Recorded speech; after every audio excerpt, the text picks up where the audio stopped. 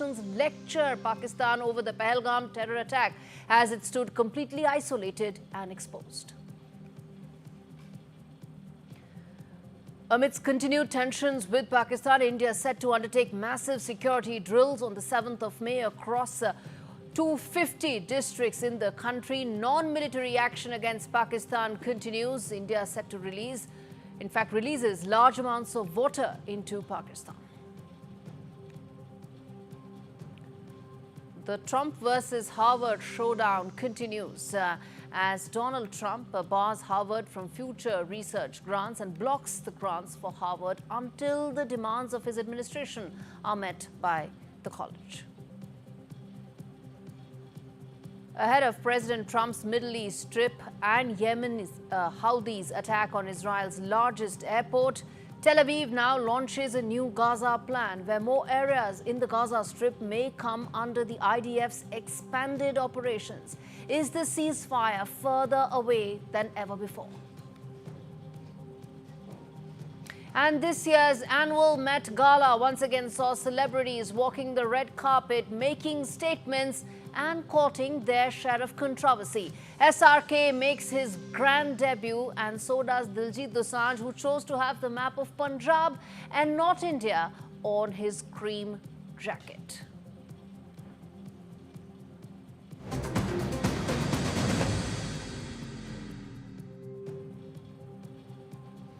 Big story on India Global this Tuesday, viewers. The mask has slipped and the world is watching, and it's not buying Pakistan's denials. At a closed-door meeting, the United Nations Security Council has slammed Islamabad over its alleged role in last month's horrific Pahalgam terror attack that claimed 26 innocent lives, 25 tourists, one local gunned down in cold blood. The name Lashkar-e-Taiba echoes again and again, and this time in global condemnation. Pakistan's efforts to paint it as a false flag operation were flatly rejected, not just by India but by the world. UNSC members raised alarm over Pakistan's dangerous nuclear rhetoric and recent missile tests, calling them nothing but an act of provocation. Before we go any further, listen into what the UN Secretary General Antonio Guterres had to say. We come back and talk more about what is the next steps for New Delhi as Pakistan's lies stand exposed.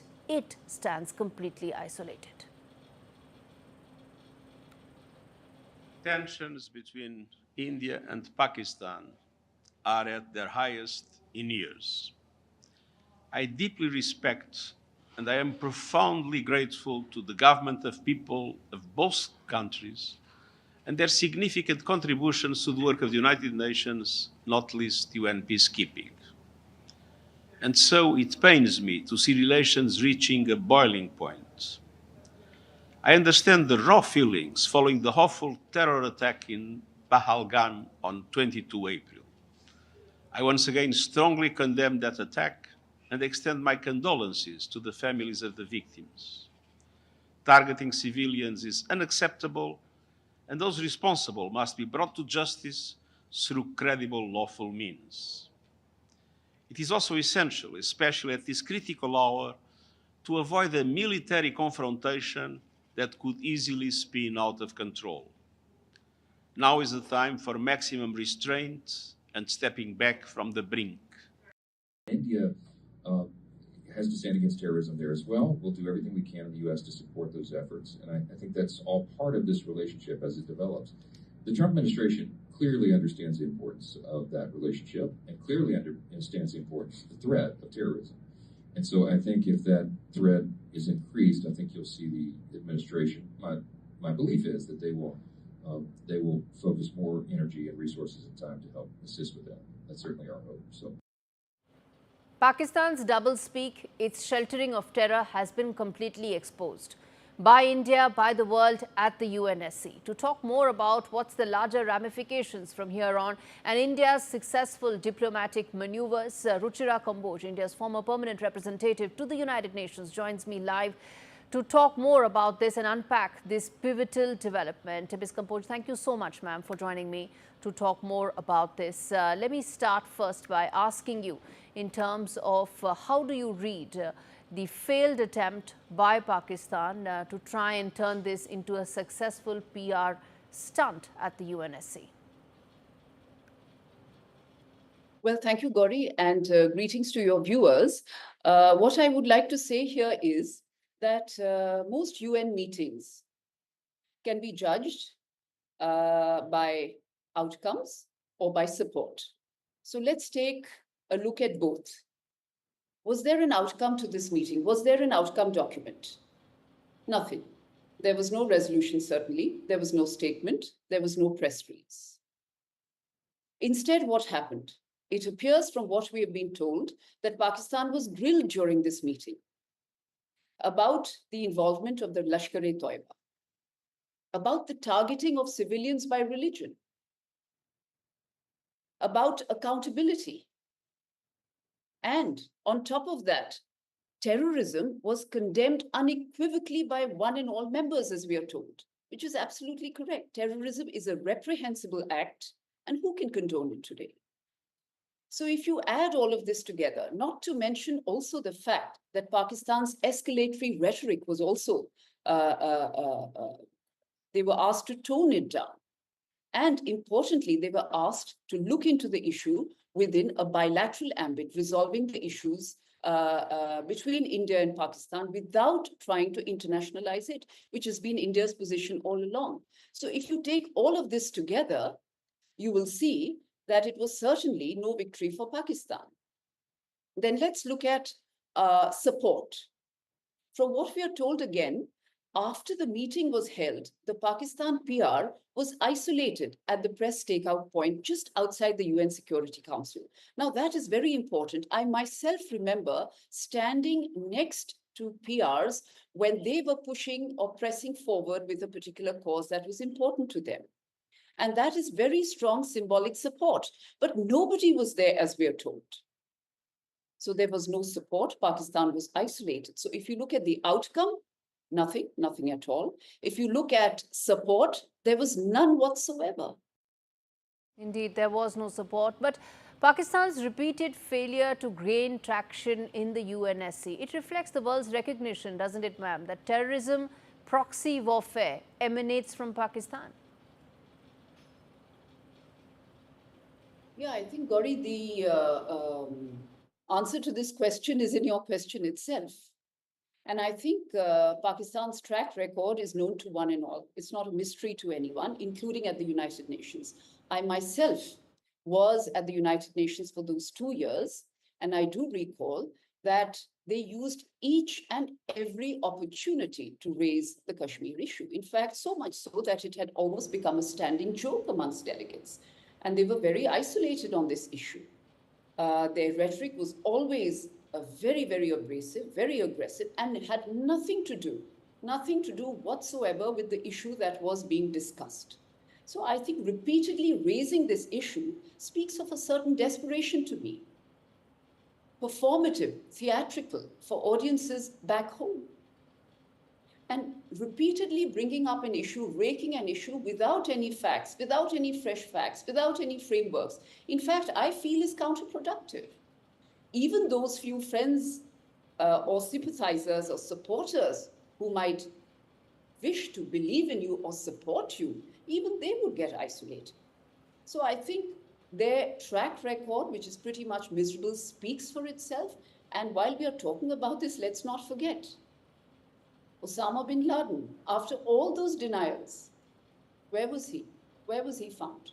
In Pakistan. Need I say no? Need I say more? Absolutely. No one needs to say this, most certainly not India. But ma'am, how do you view Pakistan's failed efforts at trying to shape perceptions by exploiting its non-permanent membership to the Council? That's what it's trying to do right now. Well, to be very honest, Pakistan is a member, a non-permanent member of the UNSC, and their term has just begun, don't forget. So they have at least 1.5 years more to go. So what you saw very recently, please expect more of the same. There will be more such meetings. There will be more such attempts. And as their presidency approaches, certainly you can expect much more of this. So I'm not surprised, and I think nobody else should be. After all, they have to answer to their audiences back home. And the UN, apart from the various things that it does, is also a theater. It's a venue for countries to reach out to various constituencies, including the constituency back home. So I think we should expect more of this in the course of this non-permanent non-permanent tenure of theirs at the United Nations Security Council. And India's diplomatic overtures and efforts that have seen all major countries backing it, how do you see the call by President Putin that came to Prime Minister Modi just ahead of the UNSC meeting, really setting the stage really and showing how the world is completely behind India? Well, as I've already said, I think India's standing is strong. It speaks for itself. I remember my UN days. We were always regarded as a moderate voice, a voice of reason, and importantly, a voice of principle, a very honest broker, a country that spoke not just for itself, but for other countries as well, particularly countries of the global south. And that is India's standing and reputation. As far as the support of member states to India is concerned, I'm not surprised. We have strong and solid relations with almost all countries, and the Prime Minister's own personal rapport, which mind you is very important, his own personal rapport with most world leaders plays a very important role in this regard. So why just President Putin? This kind of support would naturally be expected of a country with the stature, standing, and profile of India, particularly today. Indeed, absolutely. Thank you so much, Ruchira Kamboj, for joining us to really decode those big developments at the UNSC and explaining in no uncertain terms what really happened and how exposed and isolated Pakistan really is. And viewers, bottom line, as far as this issue is concerned, well, there you have it. The mask has slipped and finally the charade is over. For too long, Pakistan has actually used this terror playbook. When Khwaja Asif admits to doing the West's dirty laundry and dirty work, and General Munir declares a holy war, the world doesn't need a translator. It sees the writing on the wall. The world's patience is now wearing thin, and the generals of Pakistani army as well as the ISI are now on borrowed time. If India is able to ensure that Pakistan doesn't get the next IMF lifeline, its economy will crumble. The flood warning in parts of Sialkot is indicative of how India's suspension of the Indus Water Treaty will be catastrophic for Pakistan. And these, remember viewers, are just the non-military, economic and diplomatic moves New Delhi has made so far. Okay, on that note, we're going to slip into a very short break. And up next, what to know about India's 7th of May mock drills. We come back and talk to you about that. Stay with us.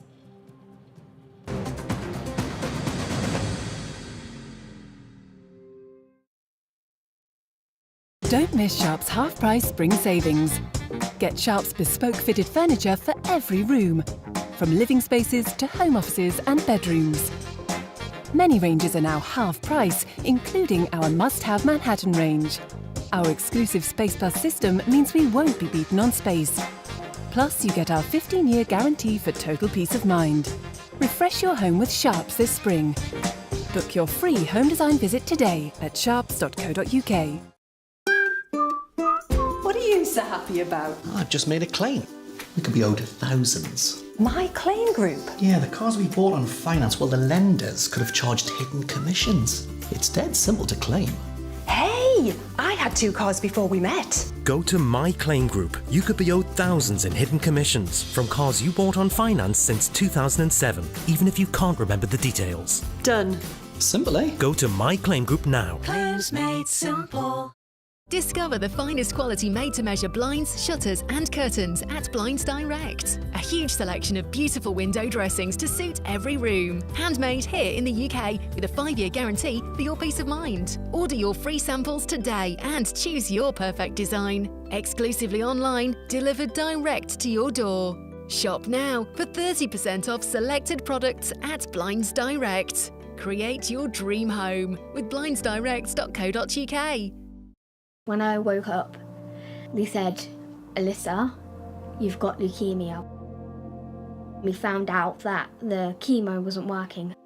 Cancer is still the biggest killer of children in the UK, but innovative new treatments could help beat cancer for more children like Alyssa. I'm cancer-free now.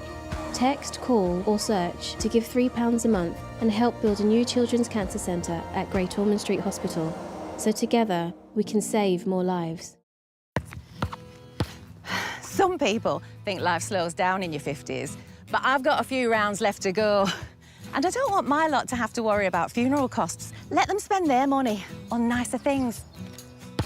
So I decided to learn more about over 50s life insurance from Cover Today. Cover Today are the only over 50s life insurer with no waiting period, unlike other insurers who could make you wait up to 2 years for full cover. With Cover Today, you're fully covered from day one, and you're covered for the whole of your life. Plus, unlike other things in life, the price never goes up. Go online or talk to their friendly UK team in just one phone call. Cover Today are the only over 50s life insurer with no waiting period and no annoying trips to the doctors either. Plus, you get your choice of a £125 gift card. Now I'm with Cover Today, I can get on with something much more interesting. To find out more about Cover Today, call our friendly UK team on 0800 380 0060 or visit covertoday.co.uk.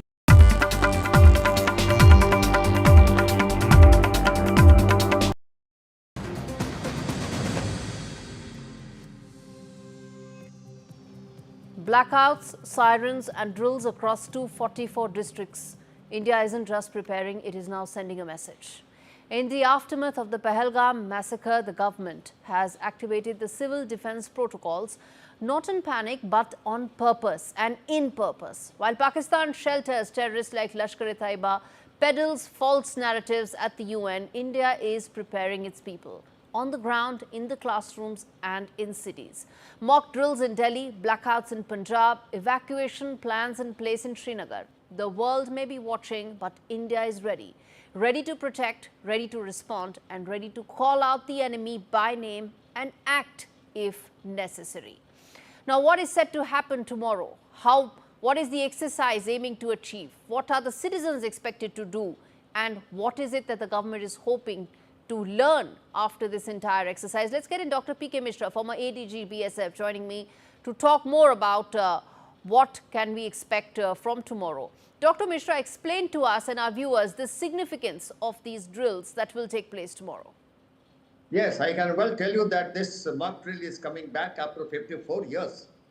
I have heard it in 1971. In fact, when I was there at Jessore as a Mukti Bahini, I was a fighter for our country. And now I'm going to face it tomorrow itself. Nice of it that the government has decided to inform the civilians how to protect our civilians. In what way we can protect, not only in the border areas where Pakistan may hit, but where the air raid can happen inside the country. We have to give the knowledge to our civilians how to react, how to save themselves, how to save the juniors, how to save the ladies, how to save the students. And this is how the mock drill practice was it was going on in Srinagar border areas for last several days. But now it has been decided for in 244 districts tomorrow, the mock drill will be there by about 1600 hours, because the air siren will be blown only when the air raid will be there. And we do not know the target. We do not know where the air raid will be there. What we have to prepare ourselves. Absolutely. For that, our NCC, our SDRF, our NDRF, our NSS, our village volunteer force. Everybody needs to be ready, prepared. It will be everybody, they are there to teach our students and our civilians how to protect yourself. Dr. Mishra, I want to understand from you, and I'm sure this is something that the viewers would also be wanting to know, that do you think this will be like a series of steps that will take place? Because there's a generation, you mentioned yourself, after half a century this is happening, there's a generation of people who do not know what will happen tomorrow. And will there be series of steps that will happen later on as well? Is it a one-off drill, or do you think it could be multiple rounds? There could be other aspects that may come up later. Definitely. As the country will face it, country will see it after 54 years. There may be some people who might not have seen it in 1971. They will be facing it afresh. Though, of course, in Kargil, it was there. It was a skirmishes only in Kashmir, but not all over India. Here what happens, if there will be a war, even if there is a war, the effect will be all over India. So our people, they must be wise enough how to protect themselves, how to save themselves from the air raids. So that is how it has to be taught. It can be only taught if the drills are being prepared, if that is told to them, if the drills can be shown to them also, and if they can practice. There are different ways. Yes. If you are there on the field, if you are there in a school, if you are there in a corporate, if you are there in a university, Indeed. if you are there in an office, how will you prepare yourself, where to go and how Absolutely. to go? How much time you will take to protect yourself and which That's place the you important like part. to. That's And the then important part. how SDRF, NDRF and NSS, how they will evacuate. Yeah, The how will they all, evacuate- these agencies come together and work Yes. together? That's a very important aspect you mentioned, Dr. Mishra. Thank you so much for giving that insight. We're going to come back and absolutely revisit this correct. story tomorrow again, simply because this is important. As I said, this is preparation to ensure that the citizens of this country are prepared, not in panic, but in preparation. And that's the reason why it's important to bring out that distinction very clearly. And as India prepares for the mock drills that will take place tomorrow, I'm now turning focus to the neighborhood where in Bangladesh, the three-time Prime Minister of the country, Khaleda Zia, has returned. She has returned to Dhaka, and her party, known to have had a long history of association with Islamist ideology, Zia and her party has also, interestingly, viewers, run out of patience with interim advisor Muhammad Yunus. Zia has sought accountability about the roadmap towards democratic transition, or the lack of it, for Bangladesh. 9 months since Sheikh Hasina's ouster, Nobel laureate Muhammad Yunus, once a global symbol of microfinance and morality, is now leading an interim government that is, well, some would say long on rhetoric and short on results. Elections were promised, dates were floated, but democracy cannot be deferred like debt repayment. The clock is ticking, Bangladesh is watching. Will Yunus deliver democracy or delay it under the guise of even more reforms? The world is asking. Another voice joining that is Khaleda Zia, prominent opposition leader, known for her extreme positions. But in this case, the story is important because we are asking yet another prominent voice in Bangladesh, asking for what many have been talking about long enough: elections. Faisal Mahmood, the Minister of Press at the Bangladesh High Commission in New Delhi, joins me to talk more about this. Faisal, there's yet another voice, a prominent voice in Bangladeshi politics that's joining in the chorus about asking for elections. BNP, in fact, has been very vocal that they're getting impatient that an election roadmap has not been announced as yet. How do you see Khaleda Zia's return to Bangladesh and its impact on the immediate impact on Bangladeshi politics? Thank you, Gauri. First of all, let me clarify that the interim government has given a time frame from December to June, but they haven't fixed a particular month or particular date yet to hold the elections. Now come to the point of Khaleda Zia's return. Khaleda Zia, you know, she's known as an uncompromising leader. I mean, she had been the prime minister for 3 times, and she's probably, you know, the most beloved leaders in Bangladesh's recent history. She's obviously a big force, but I think the mantle of Bangladesh Nationalist Party has already been passed to her son, Tariq Rahman, who is still in London, and he hasn't come back yet. But the demand of BNP to hold an election is getting louder, and for obvious reasons, because, you know, BNP is very agitated because they want to know an exact date when it will take place, and the interim government hasn't given them that. But I think since Khaleda Zia has returned, and she is now in better health, because before that she has been suffering from a lot of ailments, and she, you know, her political opposition, I mean the Awami League, used to portray her as a terminally ill leader who has who has plunged into political irrelevance, but it proved that Okay. Khaleda Zia is. I mean, Khaleda Zia is very much relevant in Bangladesh's current landscape No, because she's relevant. I'm asking you that exact same question. We are having that conversation for that reason, Faisal. But let me ask you this. Let me ask you this. That, of course, BNP would think that with Sheikh Hasina's political relevance reduced, she not being part of the landscape right now is going to have a major impact and boost the BNP's chances, which is why they're likely to be impatient. Do you think Khaleda Zia's return to Bangladeshi politics is going to act as a fresh impetus for Mohammad Yunus to announce elections earlier? I'm not in a position to answer that directly, but I think yes. To be honest, Khaleda Zia's return and the subsequent, the possible return of her son as well will obviously put pressure on the interim government to give an exact date to hold elections. But I'm not seeing this as like that because you mentioned that Hasina and Awami League is no longer in the scene, and because of good reason, because of what they did back in last July and August. But BNP, yes, if you ask any common citizen in Bangladesh, they'll probably tell you that BNP is the party in waiting, and they'll probably come to power if a free and fair election is taking place. Yes, which is why she wants the elections. Yes, indeed. Yes. All right, Faisal, we leave it there. Thanks much for joining me. And this time around, we had a conversation that did not veer into any other sidetracks. On that note, I'm going to slip into a short break. Up next, Donald Trump blocks key funding to Harvard. What's the message to Ivy League universities and the larger impact on international students? We come back with a big voice to talk more about this. USISPF's Mukesh Aghi and lots more. Stay with us.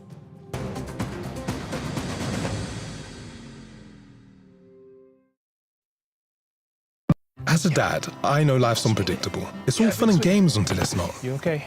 I want my kids to always be looked after. That's why I'm not putting things off anymore and protecting the life we've built by calling Smart Insurance. Hi, how can I help? Hi, I'd like a quick quote, please. Okay, you can choose a benefit amount up to £750,000 depending on your age. Brilliant. If you're a UK resident aged 18 to 64, you can apply with just a few health and lifestyle questions. For £250,000 of cover, the price starts at just £14.77 a month. That's less than I thought, and could help my wife pay off the mortgage. With our Smart Family Guarantee, you'll have peace of mind. That's good to know. You'll also receive a 100% advance in the event of terminal illness and 10% cashback on your first year's premiums. That's the Smart Cashback. Plus, you get your choice of a £125 gift card. Protect the life you've built the smart way. To get a free life insurance quote today, call our specialist UK team on 0800 977 6797 or visit smartinsurance.co.uk. We know that living with diabetes can make daily life a challenge, and we're here to help. I felt very low with the diagnosis and very lonely as well and embarrassed. I think people don't necessarily realise the impact that being diabetic can have on you and the amount of extra decisions you have to make a day through carb counting every single thing you eat. If you're struggling with the everyday challenges diabetes can bring, become a Diabetes UK member today. Receive this informative welcome pack and Balance magazine. Balance magazine has been very good in giving me tips to manage my diabetes on a day-to-day basis. One of the things I was recommended to do was exercise. What motivated me was my love of dance, and I got that back. Join a community that really understands. Call 0800 035 7605 or go online to become a member for just £3 a month. It's great to be helping out before my first grandchild arrives. And after having a few repairs myself, I need to make sure they'll all be protected. Which reminds me. Welcome to British Seniors, the UK's #1 rated provider of over 50s life insurance. Hi, I'd like a quick quote. No problem. We're proud to offer our seniors lifetime guarantee. With 100% of claims having been paid, we guarantee your premiums will never go up and that you'll speak to one of our specialists in the UK. UK residents aged 50 to 80 are guaranteed to be accepted. Depending on your age, your loved ones can get a cash payout up to £10,000. Wow, that money could help with funeral costs or as a gift for my grandkid. I'll do it. Plus, when you sign up, you'll receive a £135 gift card and free 24/7 GP advice and health services. He's going to be named after his granddad. Be proud to protect your loved ones with British Seniors. To get a free quote today, call our UK team on 0800 470 4444 or visit britishseniors.co.uk.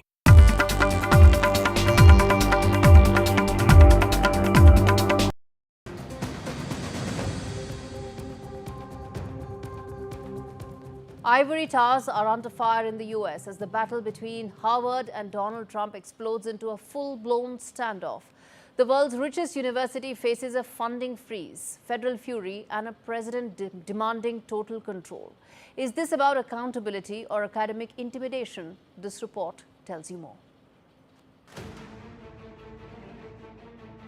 Tensions between the Trump administration and Harvard University have reached new heights as the federal government continues its clampdown on the richest university in the world. In the latest round of the Trump versus Harvard fight, the US Department of Education has announced that the institution would not be eligible for any new federal grants. Continuing with its defiant tone, Harvard has said that it will continue to defend against illegal government overreach aimed at stifling research and innovation. Some of the key things that the Trump administration wants from Harvard are elimination of diversity programs and overhauling of the university's governance structure. These demands have been rejected by the Ivy League institution. So, how will this freeze affect Harvard?